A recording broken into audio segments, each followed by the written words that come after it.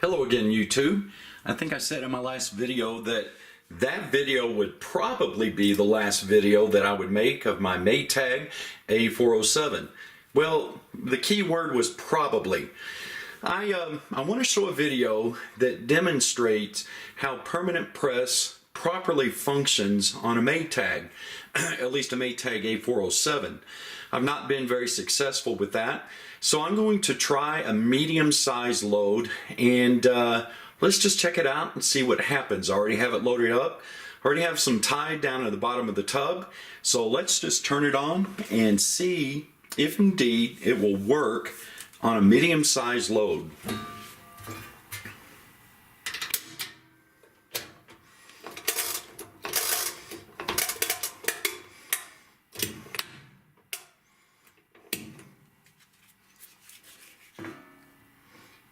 All right, here we go.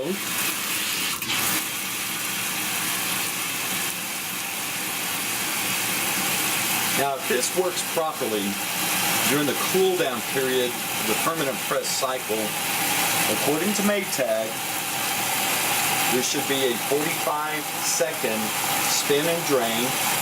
Then it should refill with cold water. Then there should be a 15-second spin and drain. Then it should refill with cold water. Then it will do a spin and drain in preparation for the final rinse. And in that spin and drain, it should do a 15-second spray rinse. So let's see if it happens. I'm going to add a little Downy fabric softener as always. Love the Downy. And this is a legitimate load.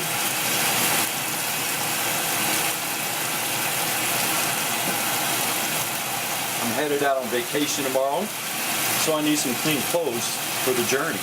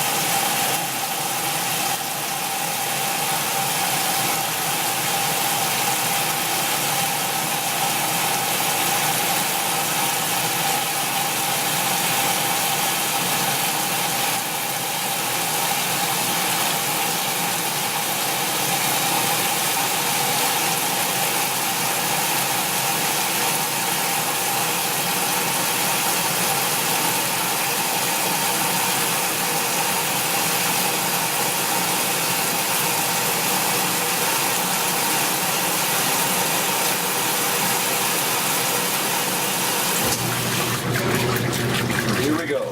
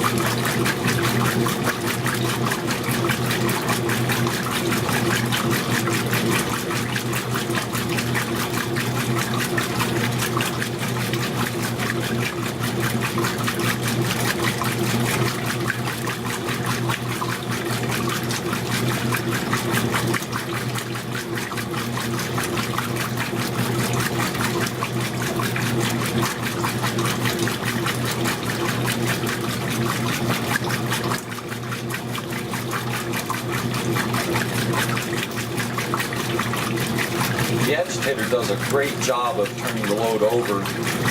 I put that yellow microfiber hand cloth into the laundry just to provide a visual of how well the load is turning over.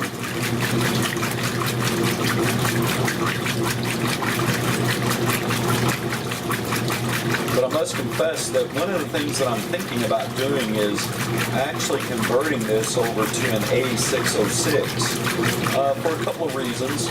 Number one, the A606 is a 2-speed model, and number two, the A606, there were two different versions.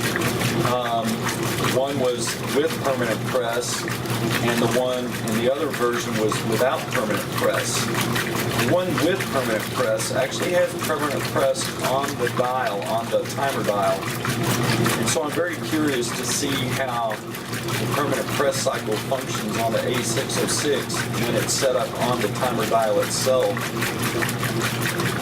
But the other reason I'm thinking about converting this over to an A606 is because I like the idea of having a 2-speed motor so that I can have the lower agitation speed. And I have to confess too that I just like playing around and experimenting and figuring out how things work. So I came across an A606 timer along with the dial on eBay, and I bought it. And I'm looking around for a motor. I'll probably have to figure out how to do the wiring setup, since there's an extra wire, I believe, with the 2-speed motor. I don't know. It's fun problem solving those things and trying to figure it out, as long as I don't electrocute myself.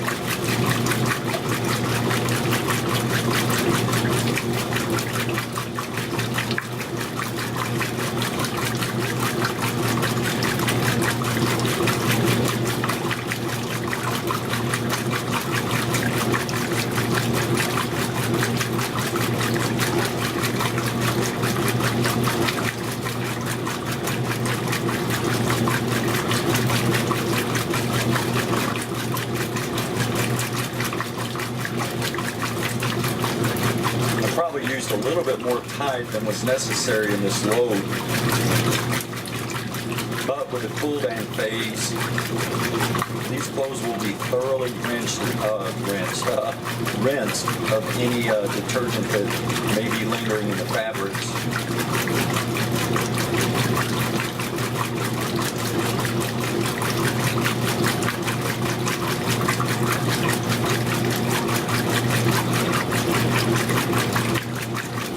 So it looks like we have about 5 minutes left in the wash time.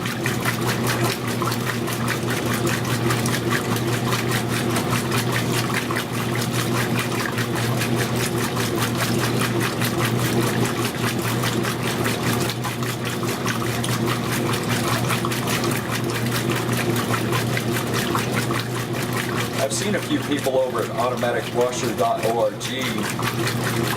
talk about their preferences in Maytag agitators, and especially Maytag transmissions. The old counterweight transmission used a long stroke,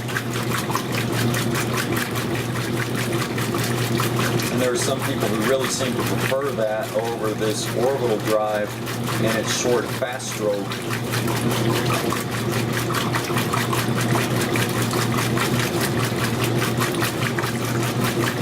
But I think this orbital drive along with this agitator combination really gets the job done. Even with very large loads, I did a load of towels that was really stuffed full, and it did an excellent job of turning over that very full load of towels.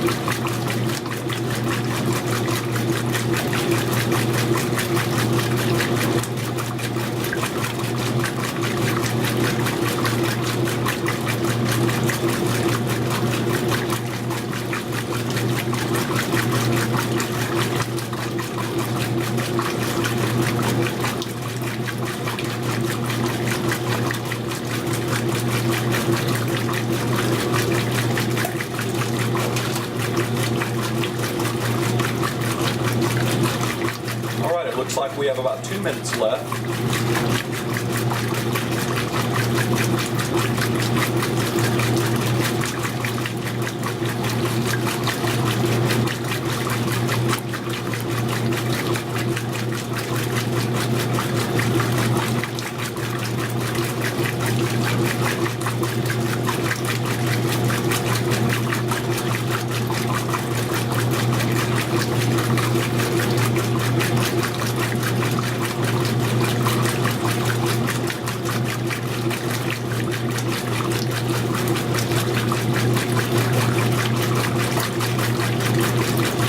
I ran out of STPP and had to order some more today off of eBay.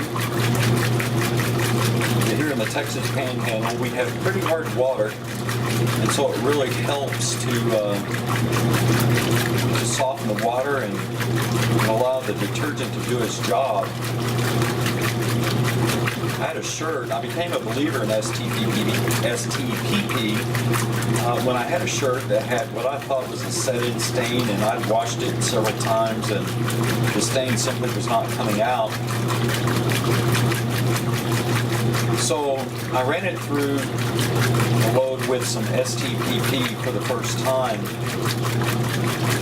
And much to my amazement, I can't remember if it was the first time or maybe the second time I laundered it, that stain that I thought was set in permanently was completely gone.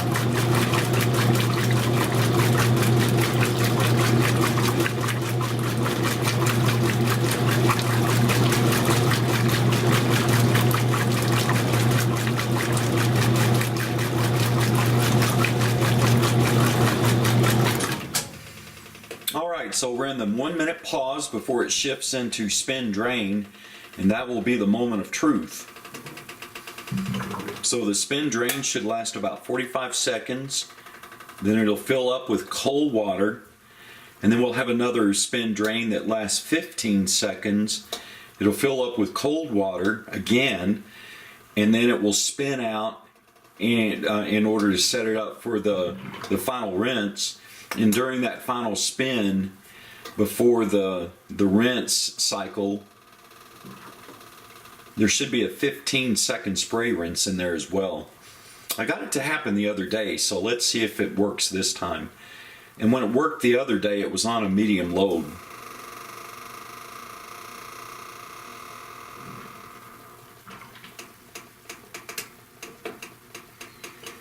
And this is a medium load.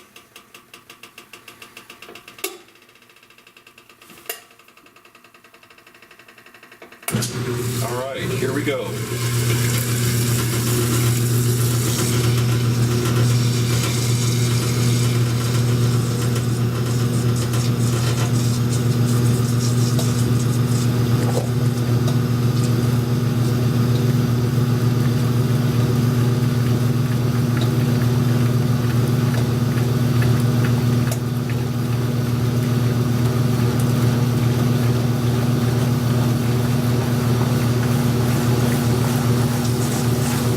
Okay, that's the 30-second mark.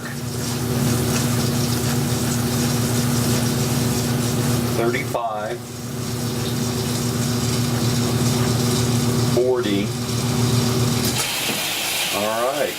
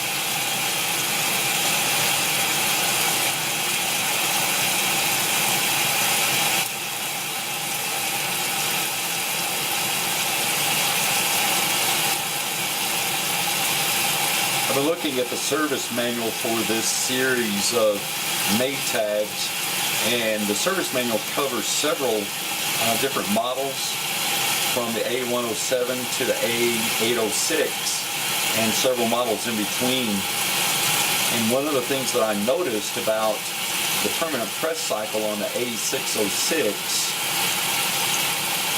and that's one of the reasons why I want to get a timer with permanent press on the timer, is that there's actually some agitation during cool down, much like what Whirlpool provides.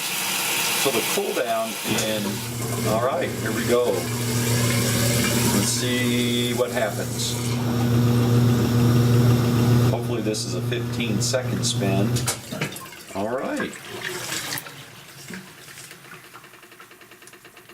And so at this point, I believe it goes into a pause. It will fill up with water again, I think. I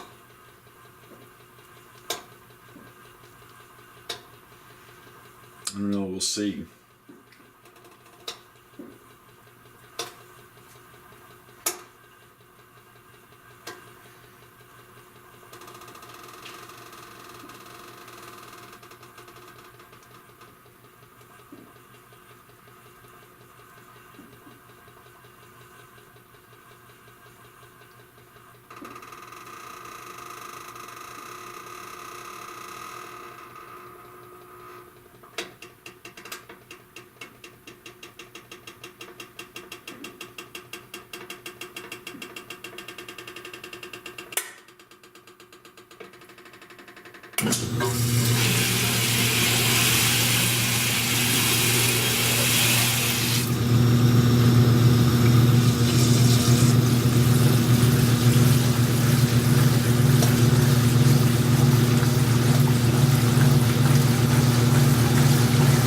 Well, it still didn't function exactly as the manual indicates that it functioned. However, a few days ago when I ran it on permanent press, it did do exactly as the manual indicated. And I think a lot of it has to do with the pump out rate. That's what somebody over on automaticwasher.org indicated.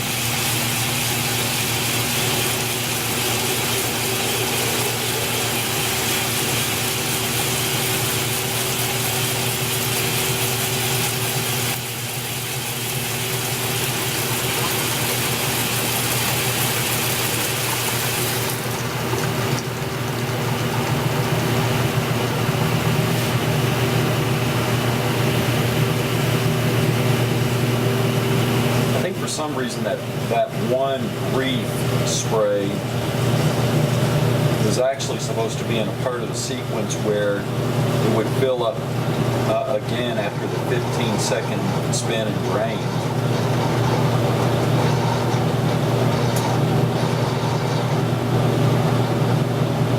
But I have to have a flow restrictor in the end of the drain hose, because this produces such a high volume outflow that it overwhelms the standpipe, and the standpipe will overflow. And so that flow restrictor, which looks like nothing more than a garden hose in the end of the drain hose, helps to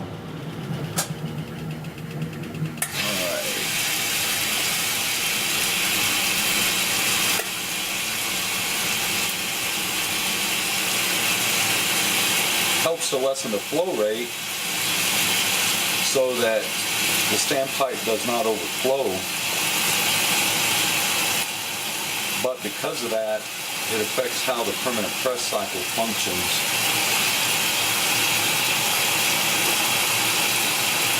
I don't fully understand it all, but from what I've read on automaticwasher.org, there are a couple of people who've mentioned this, and they really know what they're talking about too.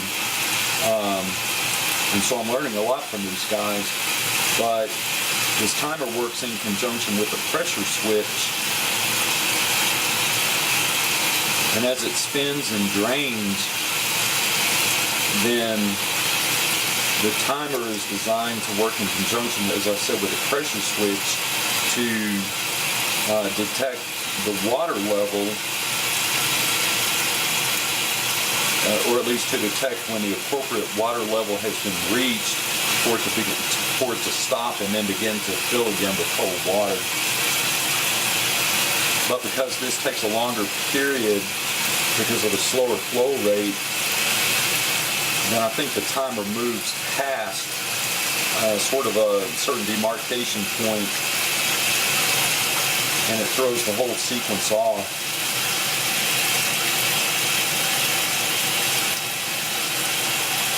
So anyway, it will be interesting to see how an A407 setup with permanent press on the dial functions in relation to this.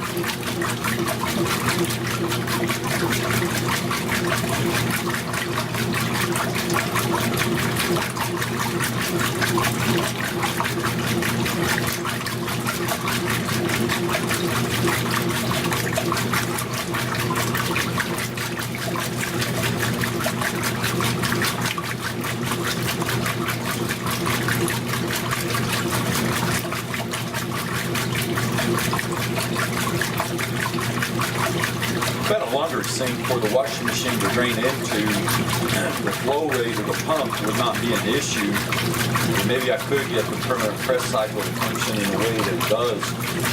Unfortunately, my laundry room here is pretty limited in size, and there's no room for a laundry sink, and so therefore I'll just have to make do with what I've got. But I still have fun playing around and tinkering and learning.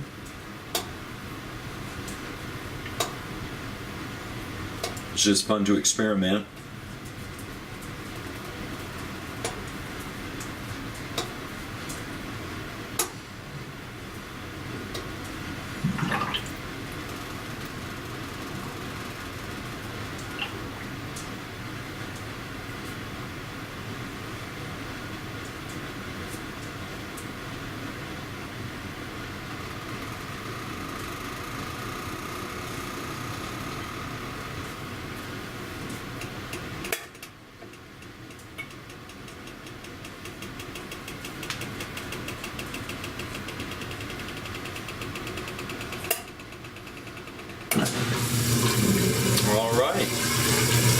5 minutes, we'll be done.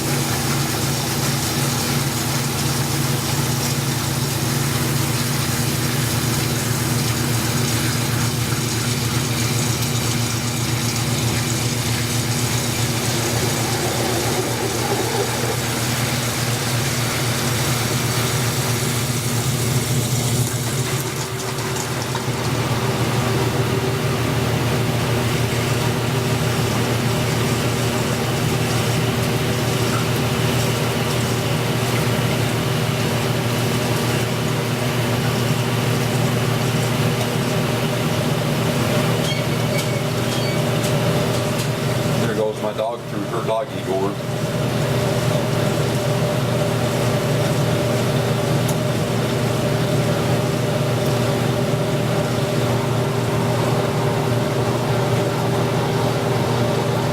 That's one of the best investments I've ever made in time and money, is to install that doggy door.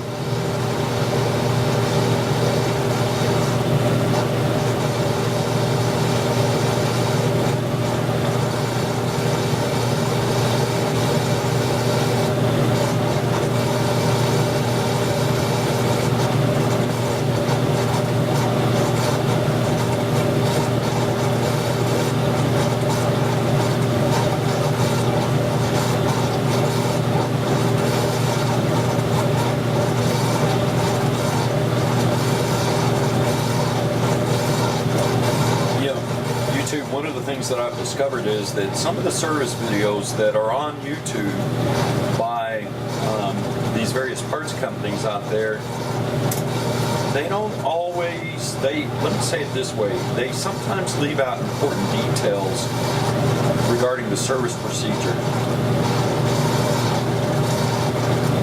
So for instance,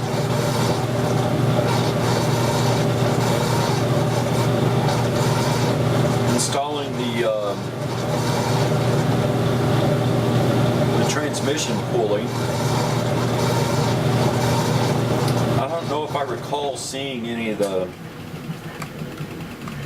You know what? This gives us a short 3-minute spin dry. So I just switched it over to regular so we can get a lengthier spin dry.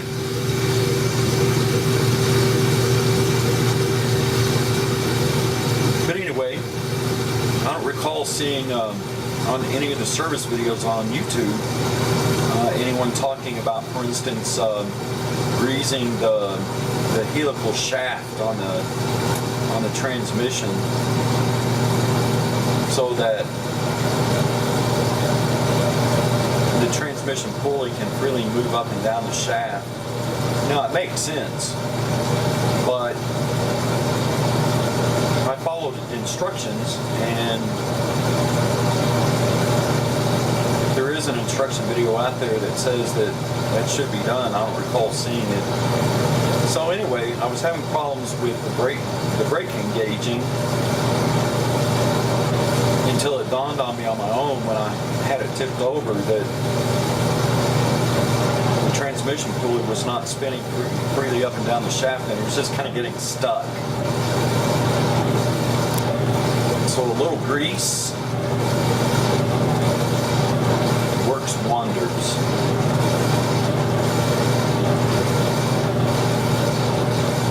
And sometimes I have to learn by making mistakes.